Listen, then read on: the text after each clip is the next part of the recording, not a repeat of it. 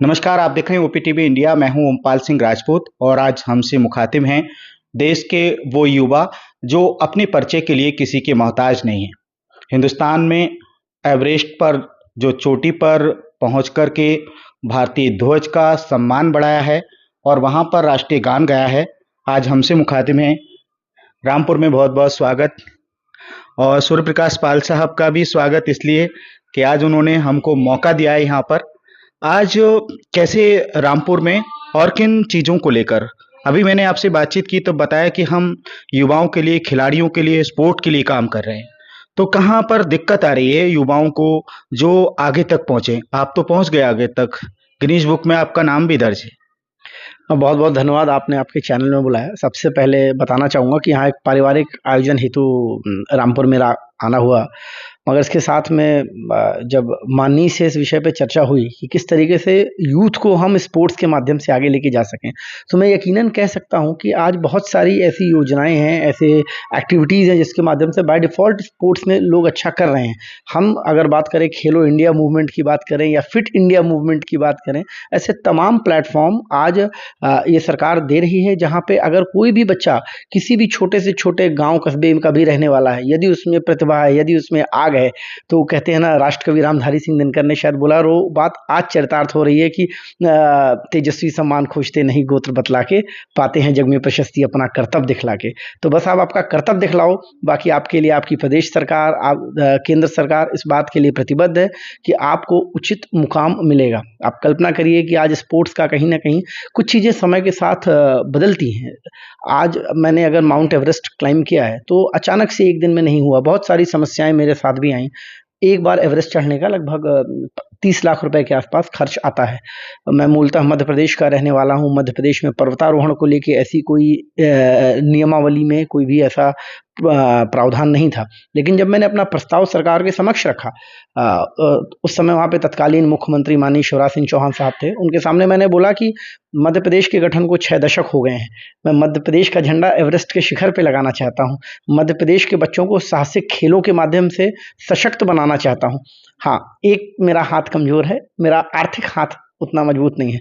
सो उन्होंने हंसते हुए बोला, चूंकि आप सभी इस बात से भली भांति परिचित होंगे कि उन्हें मामा के नाम से सब जानते हैं, तो बोले अगर भांजे कोई कल्पना करें, कुछ बात लेके चले, तो उनका मामा कभी पीछे नहीं होगा। हमारी सरकार, चाहे वो राज्य की हो या केंद्र की हो, इस बात को लेके सदैव चिंतित रहती है कि हम किस तरीके से हमारे देश के युवाओं को बेहतर कर सकें।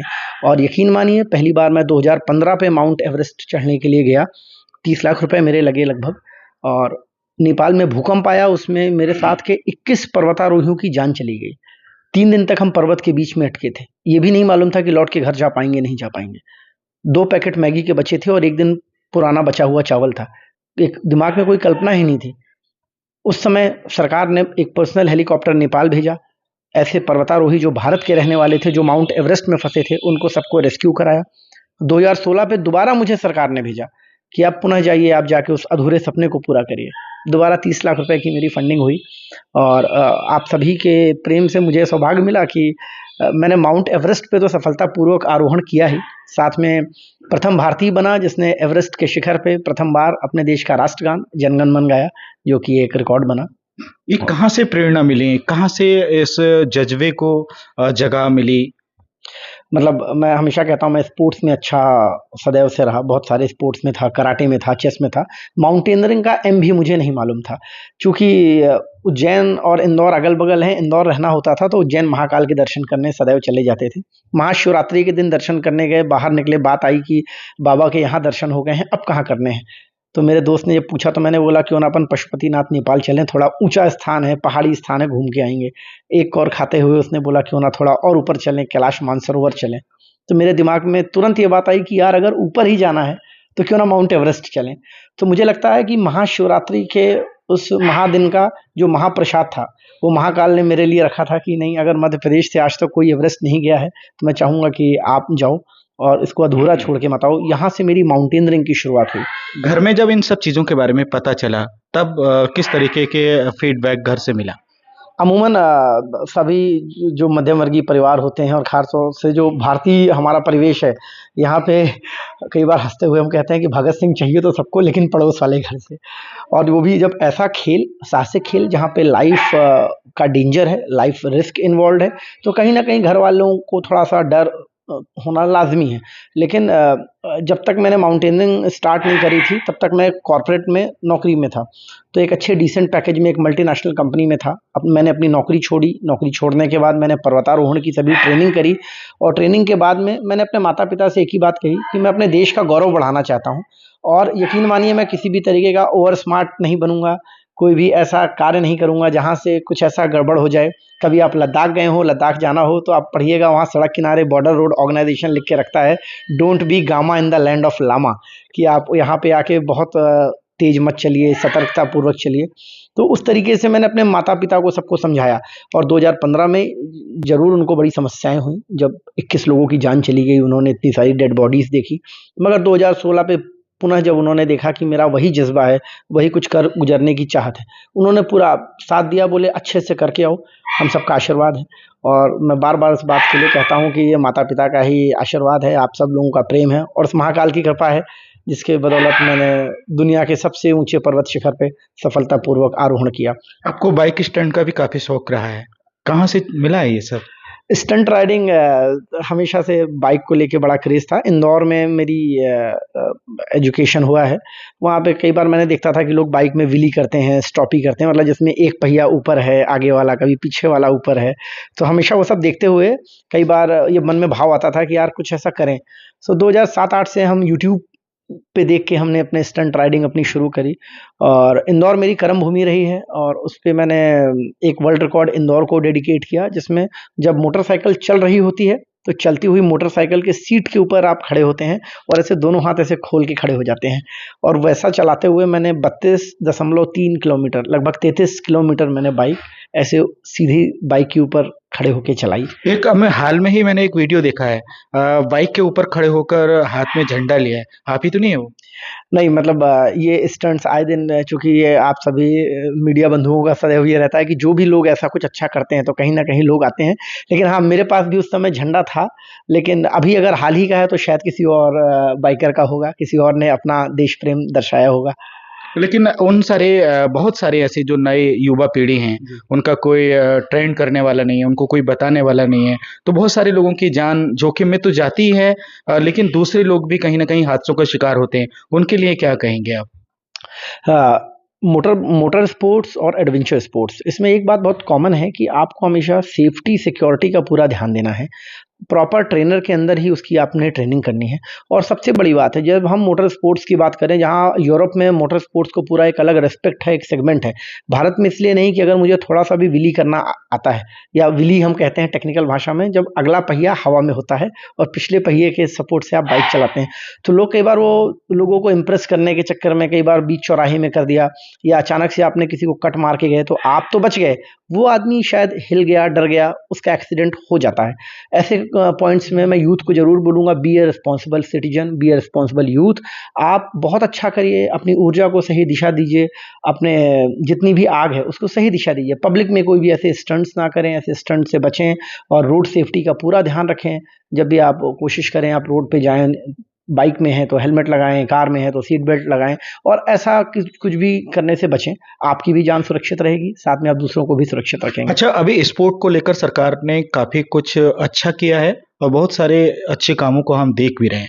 रामपुर की अगर बात की जाए तो रामपुर में भी स्पोर्ट के लिए काफ़ी कुछ बेहतर हुआ है और क्या होना चाहिए जिससे हमारे देश के जो खिलाड़ी हैं वो कम से कम इतने मेडल्स नहीं ला रहे हैं जो बाकी के देश लेकर आ रहे हैं। आप अभी देखिए कि बहुत सारे एक्टिविटीज़ या स्पोर्ट्स ऐसे हैं जहाँ पे पहले की कंपैरिजन में अभी बहुत सुधार हुआ है। हम कॉमनवेल्थ गेम्स से लेके एशियन गेम्स हर जगह हम देख रहे हैं, अभी पदक तालिका में बढ़ोतरी हुई है। हम कई बार बोलते हैं ना कि इंग्लिश में कहावत है, Rome was not built in a day. एक और कहावत है, साल भर का मैल एक इतवार साफ नहीं होता। एक लंबे समय से जो चीज़ कहीं बंद बस्ते में थी, या पहले बोला जाता था, पढ़ोगे लिखोगे बनोगे नवाब, खेलोगे कूदोगे बनोगे खराब। आज ऐसा बचा है क्या? बढ़ेगा इंडिया, बढ़ेगा इंडिया, आज के डेट में खेलेगा खेलेगा इंडिया। इंडिया, बढ़ेगा इंडिया। आज की डेट में आप अपने बच्चे को किसी भी खेल में एनरोल करते हैं, पहले cricket no doubt globally accepted है, भारत एक बहुत बड़ा गढ़ है क्रिकेट का, लेकिन आज आप देखिए केवल अकेला क्रिकेट नहीं बचा है। अगर हिमा दास असम में तेज भागती है तो सरकार उसका पूरा ख्याल रखती है। आज अगर भारतीय टीम हार के भी आती है तो अगर आपके देश का प्रधानमंत्री जाके उन सारे क्रिकेटर्स से मिलता है, ओलंपिक मेडलिस्ट, जीत के आए हो हार के आए हो बड़ी बात नहीं है, आप लड़ के आए हो, भारत का प्रतिनिधित्व करके आए हो, ये बड़ी बात है। और जब देश का प्रधानमंत्री आपके कंधे पे आगे हाथ रखता है तो मुझे लगता है हम सब युवाओं की जिम्मेदारी और बढ़ जाती है, और हम इस बात के लिए और ज़्यादा प्रॉमिसिंग वे पे हम मेहनत करते हैं कि हाँ यार, हमें अपने देश का गौरव बढ़ाना है। और माउंटेनियरिंग एक मैच्योर स्पोर्ट्स है, जो मेरा स्पोर्ट्स है मैच्योर स्पोर्ट्स है, हम उसे थोड़ा लेट एज पे ही स्टार्ट करते हैं। मुझे लगता है अभी मैंने 10 देशों में 21 के आसपास पर्वतों को मैंने क्लाइम किया है, जो प्रोमिनेंट माउंटेन्स है। स्टिल बहुत माउंटेनियरिंग मेरे में बाकी है, मैं स्टिल बहुत अच्छा कर सकता हूँ, लेकिन सरकार का जहाँ सहयोग होगा सरकार बिल्कुल कर रही है, लेकिन अंतोगत्ता करना तो ज़मीन पे मुझे ही है, जाके रस्सी तो लगानी मुझे ही है, पहाड़ में चढ़ाई तो चढ़नी मुझे ही है। सो यूथ को एक कदम आगे आना है, खेल के मैदान पे आना है, और मुझे लगता है कि गवर्नमेंट इस दिशा में अच्छा काम कर रही है। अभी यूथ को आगे ले जाने के लिए काम कर रहे हैं। हाँ, हम सदैव प्रयास करते हैं कि action speak louder than words, आपके काम बोलने चाहिए आपकी ज़ुबान से ज़्यादा। इसी दिशा में मैंने अपनी संस्था के माध्यम से, मेरी फाउंडेशन भी है रत्नेश पांडे फाउंडेशन, उसके माध्यम से हमने दुनिया के पहले 25 किन्नरों के दल को हमने पर्वतारोहण कराया। एक ऐसा समाज जो उपेक्षित है, एक ऐसा समाज जो सबसे अंतिम पंक्ति में है, उस समाज को कोरोना की पहली लहर के बाद में हमने एक संदेश दिया कि नर नारी किन्नर एक समान, और जो पौरुषता है वो लैंगिक आधार पे नहीं होती, पौरुषता किसी भी व्यक्ति में हो सकती है। और 25 किन्नरों के दल ने हिमालय के पर्वत शिखर माउंट फ्रेंडशिप पे सफलतापूर्वक जब आरोहण किया, तो मैं यकीनन कह सकता हूँ कि उन लोगों ने अपने पौरुष, अपना लोहा दुनिया को मनवाया। इसी तरीके से हरियाणा के 25 दिव्यांग बच्चों को हमने पर्वतारोहण की ट्रेनिंग दी। माउंटेनियरिंग और एडवेंचर स्पोर्ट्स का सबसे बेस्ट पार्ट जो है, जो मैं बार बार लोगों को कहता हूँ कि आप किसी ना किसी एडवेंचर स्पोर्ट्स में जरूर एनरोल होइए, क्योंकि लाइफ में आपको कई ऐसे मौके देखने को मिलेंगे। आज इस टेक्नोलॉजी के बढ़ते युग में इतना डोमिनेट कर रही है टेक्नोलॉजी, हर आदमी किसी ना किसी तरीके से मेंटली हरास्ड है, परेशान है, कुछ मेंटल इश्यूज हैं। लेकिन जब आप किसी एडवेंचर स्पोर्ट्स में एनरोल होते हैं, जब आप उदाहरण के लिए जब आप बंजी जंपिंग करते हैं कि आपको 100 फीट से रस्सी के सहारे फेंकते हैं, तो एक सेकंड के लिए तो आपको लगेगा कि जान चली गई। आप मन में क्या बोलोगे? भगवान आज बचा ले, दोबारा मैं गलती नहीं करूंगा। वो जो आपको किक मिलती है उस समय, तो आपको जिंदगी का प्रेम, जिंदगी का महत्व ज़्यादा समझ में आता है। हम अपनी ज़िंदगी के महत्व को अनवांटेड चीज़ों में छोड़ के सकारात्मक दिशा देना हम शुरू करते हैं।